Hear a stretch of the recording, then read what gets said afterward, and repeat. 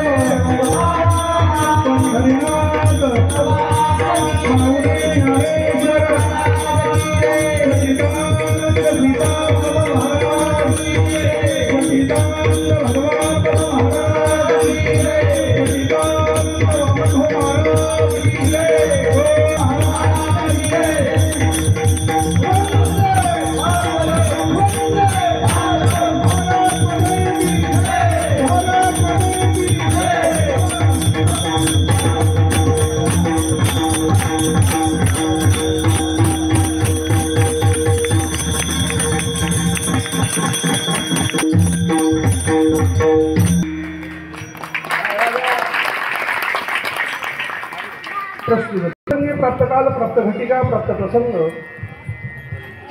भगवान यांच्या आशीर्वादाने व आपल्या सर्वांचे मार्गदर्शक प्रेममूर्ती आदरणीय रघुनाथ मार्गदर्शनानं संपन्न होत असलेला अखंड हरिनाम सप्ताह आणि अखंड हरिनाम सप्ताहाचे हे 26वे वर्ष। या 26व्या वर्षीच्या 7व्या दिवसाची कीर्तनरूपी नैमित्तिक सेवा माझ्याकडे आली। खऱ्या अर्थाने स्वतःला फार भाग्यवान समजतो। तुम्हा सर्व देववृंदांच्या सेवेसाठी घेतलेला अभंग ज्ञानवंत, गुणवंत, कीर्तिवंत आणि तुम्हा सर्वांचे भाग्यवंत। पुणे नावाचा जिल्हा ना, त्या जिल्ह्यामध्ये धुंदून वाहणारी इंद्रायणी नावाची नदी, त्या इंद्रायणीच्या वास्तव्याला असलेलं छोटंसं देहू गाव आणि त्या देहू गावामध्ये अवतार करण्यासाठी आलेला हा महात्मा। या 3 चरणाच्या अभंगातून जगत वंदिने जगद्गुरु तुकोबाराया भगवान परमात्म्याला मागणं मागताय। मागणारे तुकाराम महाराज संत आहेत, त्याच्याकडे मागताय तो भगवंत आहे, त्यांच्यासाठी मागताय ते तुम्ही आम्ही सर्व गुणवंत आहोत। त्याच्याकडे मागतोय त्याच्याकडे ते असावं आणि जे मागतोय ते जगाच्या कल्याणासाठी असावं। या 3 चरणाच्या अभंगातून तुकोबाराया मागताय मागणे ते एक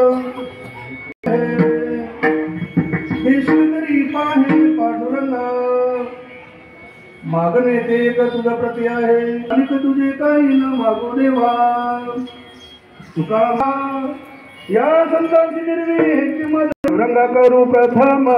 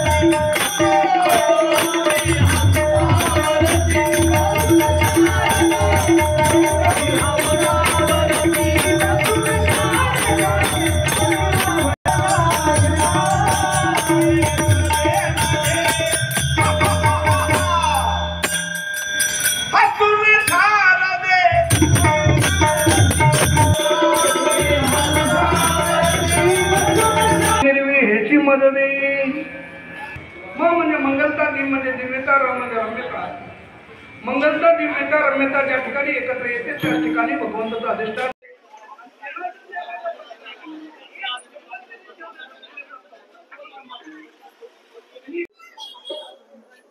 संत वामन भाऊ संत भगवान बाबा सेवा समिती मंडळातर्फे यावर्षी 26वा अखंड हरिनाम सप्ताहाची सुरुवात करण्यात आली. या ठिकाणी सकाळी काकडा होतो, नंतर हरिपाठ, त्यानंतर महाप्रसाद, त्यानंतर कीर्तनाची सेवा. महाराष्ट्रातील नामचित कीर्तनकार या ठिकाणी येऊन प्रबोधन करत असतात आणि मी शहरवासियांना विनंती करतो की उद्या महाप्रसादाचा लाभ घ्यावा, ही सर्वांना नम्र विनंती. या ठिकाणी 7 दिवस एक प्रति पंढरपूर लोकांना आनंद देवगुणित होतो.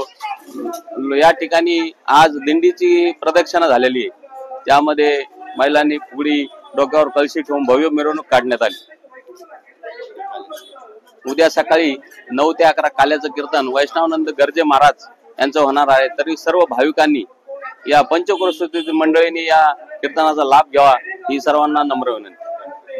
रामकृष्ण हरी.